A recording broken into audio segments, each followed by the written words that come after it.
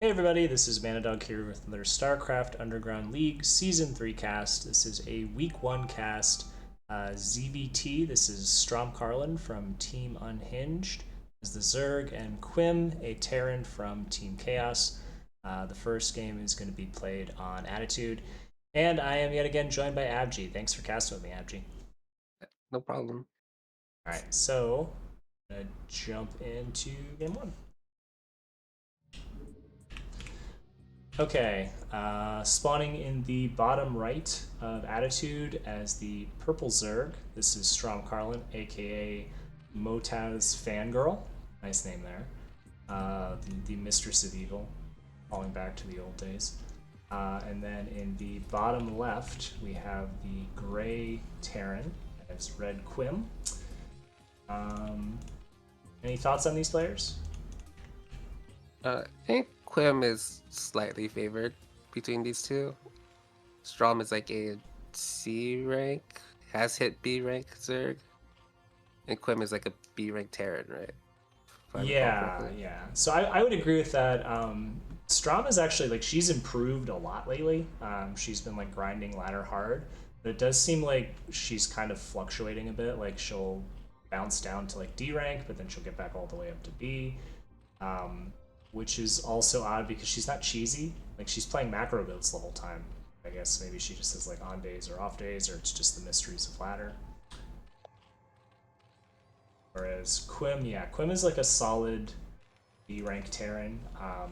Casted him in the past, and he does a lot of unique openings and one base builds, which it looks like that's what he's doing right here. He's preparing for a wall, but he likes to play a lot of like tech openings, which is more in fashion in TVZ now. But he also does stuff like this in Protoss, so like TVP. So this is kind of just like his bag to do like unique one base builds. Yeah, I think I played him like once in CPL, and he did like a 3 fact or something opener on me. I was like, what the hell is this? Yeah. Well, I think he also makes you play at like illegal Abgee hours, so you're like playing very early, and it's like not Yeah, surprising that you don't necessarily remember. But he's a strong player. So we just have Strom just going for like a standard sort of 12, 11, 10. Hatchery first, then the pool, then the gas. Quim does not have his wall up, and so she's going to get into scout. Or well, if she goes for it, she should check for the gas. yeah, she should have checked for the gas. I think you kind of know when you see this arrangement, you see him completing the wall like this, but it's definitely something that it's better to confirm. So he's 234 nice. factory. Yeah, yeah. But if she doesn't see the vulture coming, or like doesn't know the vulture is coming, it could be disastrous either way. Um, I don't know. I would think she has an idea though. Because this Yeah, I this think sort of stuff. Sorry, continue. Yeah, I think you see like the wall in the main. It should be like a tech opener. Mm-hmm.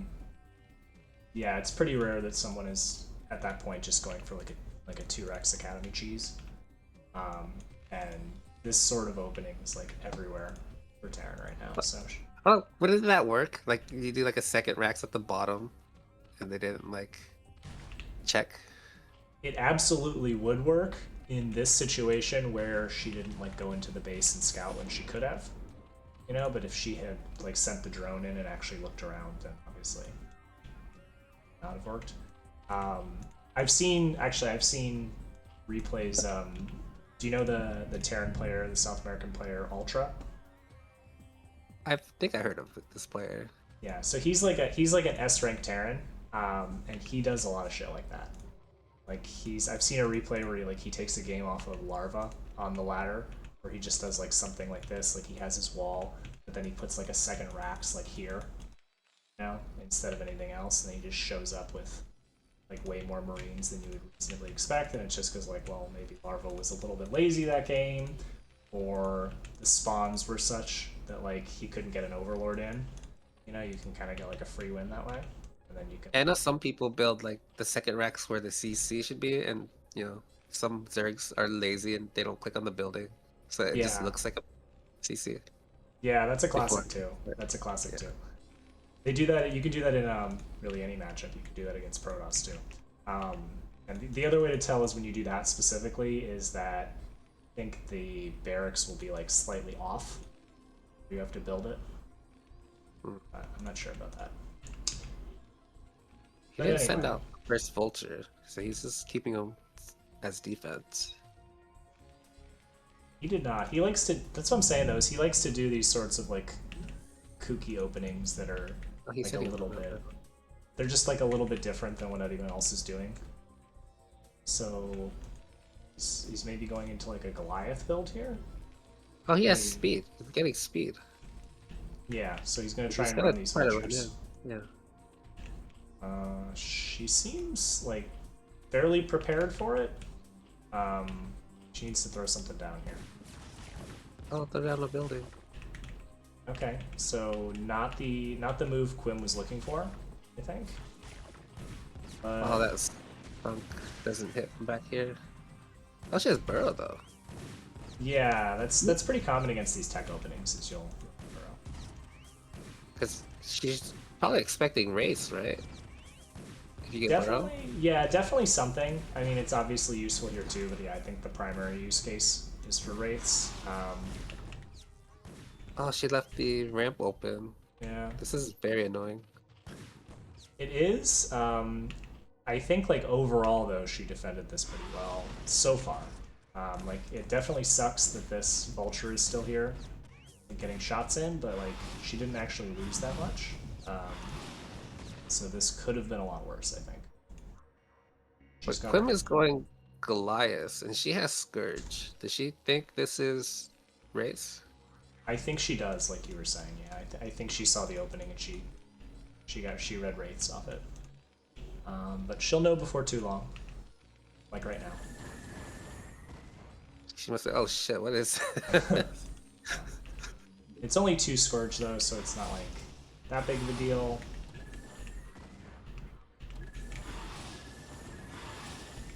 Can she fight this?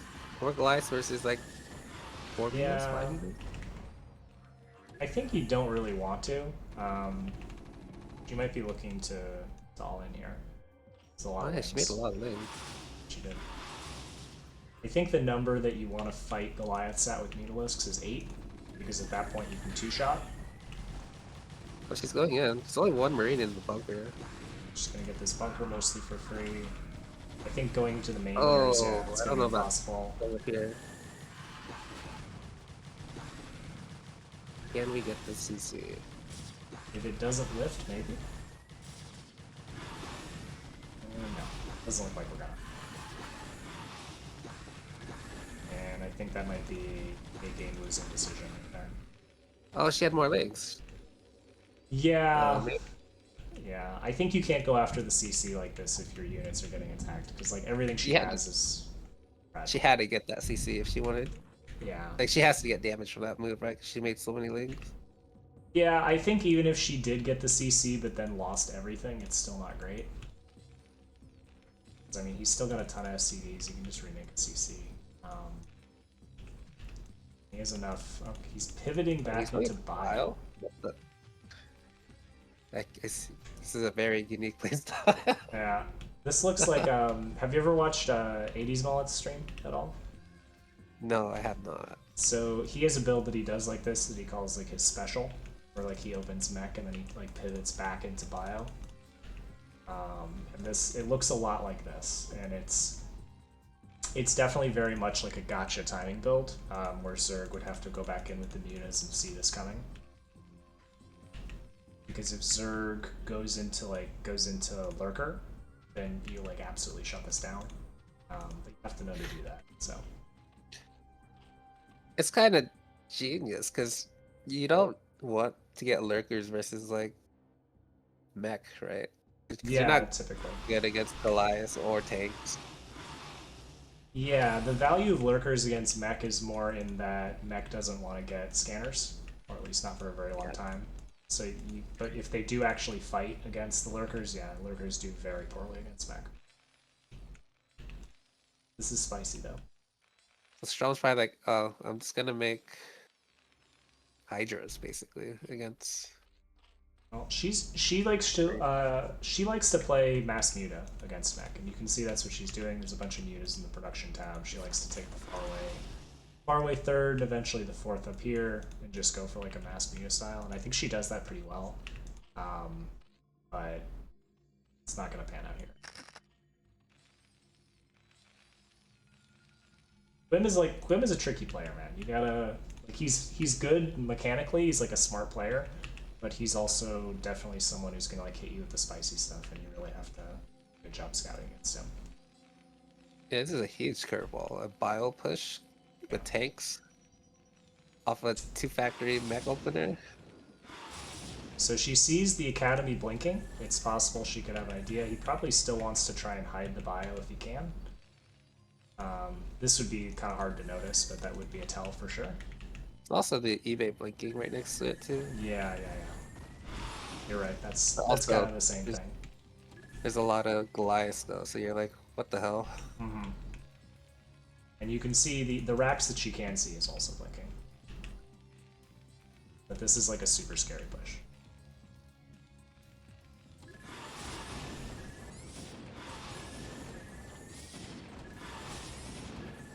This is good damage, but I don't think this is enough. Yeah, I think like, and it's also the sort of damage where it would matter more in like a longer game, but I think this might be a game that like ends one way or another in the next like minute or two. Alright, she sees this move out. Does she have like sunkens or anything at home to slow this down? A little, definitely not enough. Yeah, if he waits for his +1 to finish on the Marines, that's definitely very strong too. She has +1 armor on mutas, and +1 armor is actually like fantastic against Marines. You don't do it because then you can't fight, you can't like harass as well. Wait, you need Mila's home, right? Well, what you want to do is you want to like counter until you have to head home and then get back in time. But she didn't do that part. I don't think we're gonna get back home in time. Yeah, no, not quite. That's fair. That's fair. Because you want to fight with these sunkens, and you want to delay them for your sunkens to finish. Yeah, I think yeah. I think we had to. Like if you try to do this around with your sunkens, I think it's pretty good. Yeah. I mean, with the tanks, I don't know. I don't know if it was quite close enough. I don't think he had siege, right? He didn't even siege. He just tanks. I think you're right. All right. Well, so that's a unique build and a 1-0 victory for Quim.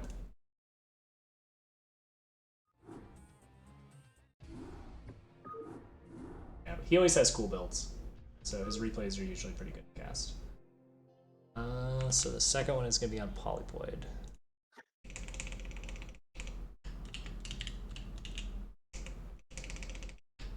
So Strom would have picked Polyploid. As a Terran, aren't you okay with Polyploid? Yeah, I think so. Matchup? Yeah, I think I like playing TVZ on Polyploid. TVP is kind of like it depends on the spawns, and Arbiters are rough there, but I mean, honestly, like Terrans are pretty spoiled, where like every Terran map is like, or every map is pretty good for Terran that actually gets played, so. Been a lot of Terran maps the last couple of minutes. Yeah. So anyway, Polyploid, so let's switch over to the game. Okay, so spawning in the bottom left again is the purple Zerg is Strom, also known as Motaz Fangirl. And then in the top left we have the blue Terran, who is Quim. He's up 1-0. Let's see if he has like another spicy build for us. I don't think I've ever really seen Quim play standard, so it's probably got something. But that first game was kind of cool. It's in the meta right now, right? In this matchup for Terran to do like tech openers. Yeah, absolutely. Like 1-1-1 is really popular right now, but not like the. He didn't do a 1-1-1. Like he didn't get his starport until very late, and he like pivoted into. He went like straight into mech at first, and then went off of that into bio, and then kind of completed the tech tree. So like the typical, like the more meta 1-1-1 would be, like you go Vulture, and then you'd go into Wraith. And then I think the way that they I still play like 2-Rex Academy a lot because I'm old and I can't learn new things. But I think the way that they do it is in between the factory and the starport is when they take the CC, which is similar to what Quim did, but then they get the starport and the Wraith just after that. Yeah, like Valkyrie is like a Valkyrie rush is like a pretty popular thing right now, right? Yeah, in the pros are doing like Vulture Valkyrie stuff. That's like pretty hard because if you mess up like the Valkyrie micro, you just die. Yeah, I think that's like pretty high execution, and I think just from like listening to casts and like seeing games and stuff, I think the timings on it are pretty tight. Like if your Valkyrie is like at all delayed because you're microing vultures, I think again, yeah, you can just die. So I think you don't see a ton of that at games at our level. And Strom just doing the same thing. She's taking her 12 hatch. She's got the pool. Here's the gas. Quim doing the same thing. He's walling off his main again. So he's going to be safe against any sort of pool stuff. Ooh, and his wall is not quite a wall. Yeah, so you actually, I think you want the racks to be here on this map. Because then your depot slightly to the right, and then that'll go over the top of it, and then you can actually make a full wall. I think he hears you. Yeah. That probably still works. It looks like it works. The Marine doesn't look like it moves out. Yeah, I learned all the walls on this map when I was like prepping for my USL series against Anderson, but then instead I just crashed out anyway and didn't do any of it. But I did. That's why I do know them. CH player factory. And yep, so just very standard. He's getting the scout off. I should have paid attention to it. I think she did see that it was going to be like another gas over Yeah, there. it's not a gas. Yeah. But I think she knew anyway, just based off of last game. So I think he's more like cleanly just going to go into bio. Oh, okay. He's not mining gas, but he is making a starport. That's super weird. Like he has to mine more because right now he can't afford anything else that takes gas. Is he trying to just get the CC out first? Yeah. Okay, I guess so, yeah. Maybe this is the optimal way, and then you just put 3 back on gas. I think it might be. I was watching KCM, or maybe it wasn't KCM. It was the ASL qualifiers, and it was like Speed doing builds like this. And Artosis had like a lot of commentary on like how many you have to have in gas when you do these specific builds. And I don't remember any of it. But what I do remember about it is that Artosis was also consistently wrong about it, so I don't think anyone besides pros know. Like he would read the number of SCDs in gas and he'd be like, oh, it must be this, and then like every time it was the other. So. It doesn't look like it was intentional though. He just pulled it off to get minerals to get the CC and then put them back. Yeah, he has enough for one Wraith right now. Yeah. So maybe this is like the more like meta correct build what he's doing right now. And he's going into bio afterwards off of it probably, or maybe this is probably just for threats. The Wraiths across the map, we can't really get that much damage, right? Off of just one Wraith. You can't, and the timing of it matters a lot here, right? Because he did pull off, he did prioritize getting a faster CC. Mm-hmm. So I think, yeah, I don't think he's really counting on trying to get much damage with the Wraith here. I think like you go in and... Oh, he's just flying home. He's just scouted. So I think like maybe you want to get like one Overlord if you can or something like that, but I don't think you're really getting damage with it. And this is super annoying. She burrowed a wing, so he can't land the CC right spot, so he has to make a missile turret. That's gotta be like super satisfying. Well, we completely missed this because of my XP observing. Got a couple drones. Yeah. So there were 3 kills, I believe, between those vultures. I don't know if they were lings or drones, some combination probably. Can't we just do it? You know how she like made a bunch of lings earlier? Can't she just do that again this game? And it'll probably work better this time. Yeah. Well, I think the timing on that, like, because it's 6 minutes now, or just after 6, so like, right now you would probably have what, like 7 mutas or something. But if she had like planned to do that, and if she cut drones and made lings instead, so she was just on like the 3 on gas and then like 2 here or something, or however, what's the minimum you need to make mutas, and built lings instead, then she could have a scary all in for sure. Oh, this is too many turrets and not enough mutas. Not where you want to fight. But like this is pretty squishy, yeah. So I think you're right about what you were saying, that if she had like gone into a bunch of lings, then she would definitely have like an opportunity here. And it looks like she's gonna make a Hydra Den somewhere because she's getting Hydra attack, unless it's like a misclick perhaps.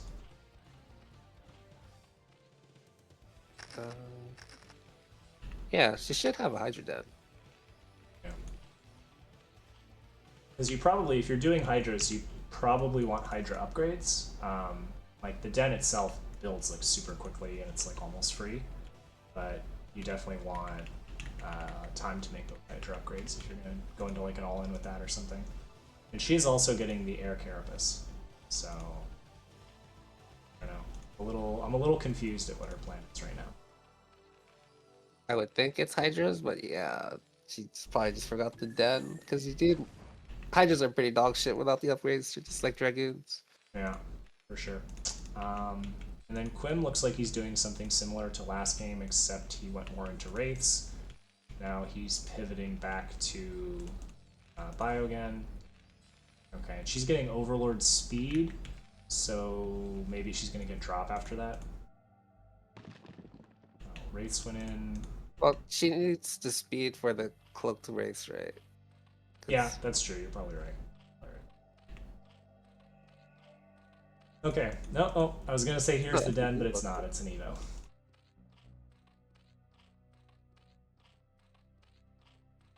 Yeah, I don't know. I'm confused. Let's see where this is going. So she's got the +1 armor for the mutas. But she's getting +2 armor. Oh. Which is kind of weird because she has 2 Evos, right? So she's not really planning on going mutas. She's getting regular Carapace for that also. Yeah. I don't know. I have no idea. And still no Den. This is too big brain for me. It has a lot of drones. Yeah, fat economy, whereas Quim is on 38, which is kind of low. But he is still making. He's got a vessel. He's getting a radiate. He's getting all his marine upgrades. I would think he's probably gonna like go again around the time that his +1 attack finishes. He's trying to hit like a timing here. Okay, here's the Den. Finally. This is really late. Yeah.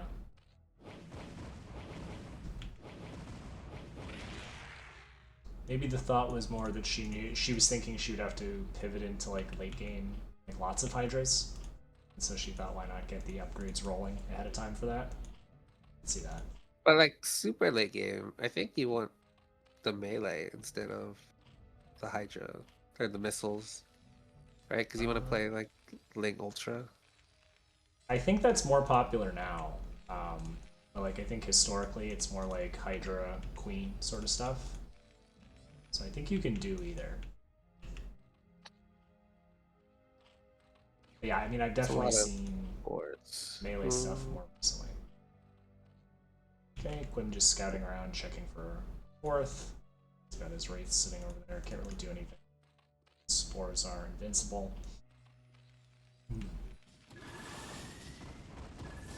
Oh, free take? Yeah, that's nice. That's pretty big, right? Getting a take. If we don't lose much for it. Okay, she peels off the that was pretty good. Filling off the irradiated one. She has to slow this push down, right? Because she has to make. I don't think she I, has that many units. you know, you say, but I mean, you look at the supply. I mean, she's pretty much right there with supply, and only 6 of it is currently producing. And her worker count is similar.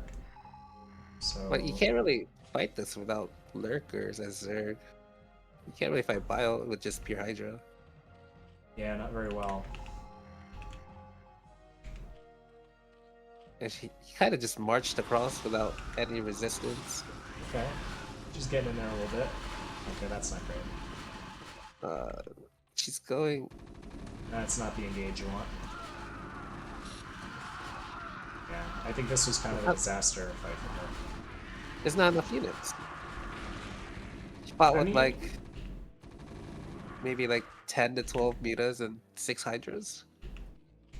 I think it was more than that. I think that it just fought in pieces, so it didn't do very well. Like, if you look, I mean, this is not like a ton that Quim has left. I think she was in trouble either way, but I think with a better engage, it would have worked out better than this. Her Hydra range isn't done yet either. These Hydras are extra bad. They're 1-1 and they move fast, but they have no range.